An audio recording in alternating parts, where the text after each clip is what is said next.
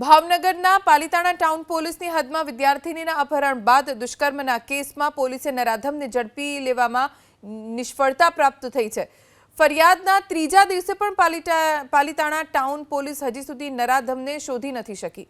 ધોરણ 11માં અભ્યાસ કરતી સગીરાનું રવિ સરવૈયા નામના શખ્સે અપહરણ કર્યું, તેની સાથે દુષ્કર્મ આચર્યું। સ્કૂલે જતી સગીર વિદ્યાર્થીનીનું ધોળા દિવસે અપહરણ થાય અને દુષ્કર્મની ઘટના બનતા પાલિતાણામાં કાયદો વ્યવસ્થાની સ્થિતિ સામે સવાલ ઉભા થયા।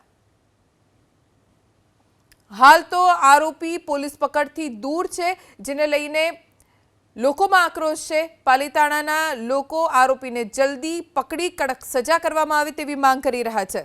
ધોરણ 11માં અભ્યાસ કરતી સગીરાનું રવિ સરવૈયા નામના શખ્સે અપહરણ કર્યું, તેની સાથે દુષ્કર્મ આચર્યું। સ્કૂલે જતી સગીર વિદ્યાર્થીનીનું ધોળા દિવસે અપહરણ થાય અને દુષ્કર્મની ઘટના બનતા પાલિતાણામાં કાયદો વ્યવસ્થાની સ્થિતિ સામે સવાલ ઉભા થયા।